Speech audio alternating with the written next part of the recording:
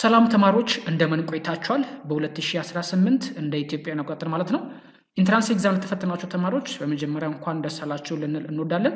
ኢንትራንስ ኤግዛም ውጤታችሁን የሚለቀቅበት ቀን ይፋ ይሆናል ማለት ነው። በቀጣይ ሳምንት ሰኞና ማክሰኞ ማለት ነው። እነዚህን ቀናቶች ማየት ትችላላችሁ ማለት ነው። ሌላኛው ደግሞ ከዚህ ጋር ተያይዞ በ2018 ሪሚዲያል ኤግዛም ለተፈተናችሁ ተማሪዎች በሙሉ ማለት ነው ከ2018 ኢንትራንስ ኤግዛም ውጤት ጋር ማለትም አጠቃላይ ካለፉ ተማሪዎች ወደ ዩኒቨርሲቲ ከገቡ ተማሪዎች አንጻር የናንተ ውጤት ምን ይመስላል፣ እንዲሁም ደግሞ የሚገቡ ተማሪዎች ቁጥር ይቀንሳል ወይስ ይበዛል ሪሚዲያል ኤግዛሙ ማለት ነው የሚለውን አዲስ መረጃ ወጥቷል። ይህንን መረጃ ደግሞ ለብዙ ተማሪዎች እንዲደርሳቸው ቪዲዮን ላይክ አድርጉት። ለቤቱም አዲስ ከሆናችሁ ሰብስክራይብ ማድረጋችሁ እንዳይረሳ። በቅድሚያ በ2018 ኢንትራንስ ኤግዛም የተፈተኑ ተማሪዎች 550210 የሚሆኑ ተማሪዎች ተፈትነው 7544 የሚሆኑ ማለትም 12.8% የሚሆኑ ተማሪዎች አልፏል ማለት ነው።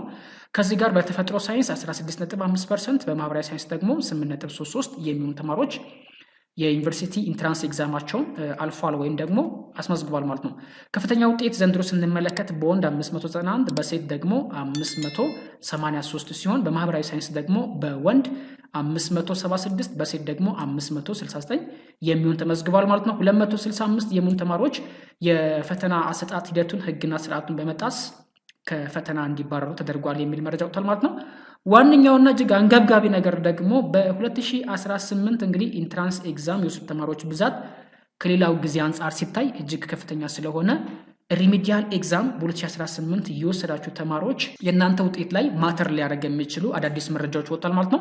እነዚህ ምንድነው የሚለው በ2018 የዘንድሮ የማለፊያ ምጣኔ በመጨመሩ ወይም ደግሞ የተማሪዎቹ ብዛት በመጨመሩ ምክንያት ወደ ዩኒቨርሲቲ የሚገቡ የሪሚዲያል ወይም ደግሞ ማጠቃለያ ተማሪዎች ቁጥር የሚቀንስ ሲሆን የመቁረጫ ነጥቡ ወደፊት ይገለጻል የሚል መረጃ ወጥቷል ማለት ነው። ይሄ ማለት ምን ማለት ነው?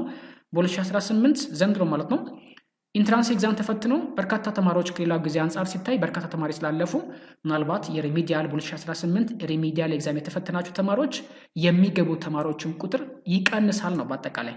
ምክንያቱም የገባው ተማሪ አንጻር ሲታይና ሪሚዲያል ኤግዛም ላይ ያለውን ባላንስ ለማድረግ የሚሆን ነው ማለት ነው። ከዚህ አንጻር የወደፊት ምናልባት መቁረጫ ነጥቡ ይፋ ይደረጋል። ሪሚዲያል ኤግዛማችሁም አልተለቀቀም፣ በሚለቀቅበት ሰዓት ይፋ ይደረጋል ማለት ነው። ብቻ በአጠቃላይ ሪሚዲያል ኤግዛሙን የሚገቡ ተማሪዎች በአጠቃላይ በሪሚዲያል ኤግዛም አማካኝነት ወደ ዩኒቨርሲቲ የሚገቡ ተማሪዎች ቁጥራቸው እንደሚቀንስ መረጃ ያሳይ ወይም ደግሞ መግለጫቸውን እዚህ ጋር ያሳያል ማለት ነው።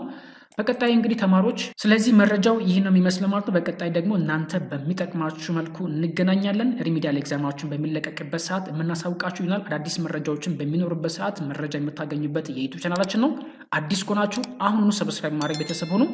በቀጣይ ቪዲዮ እንገናኝ። ሁላችሁም በያላችሁበት መልካሙን ጊዜ እንመኝላችኋለን።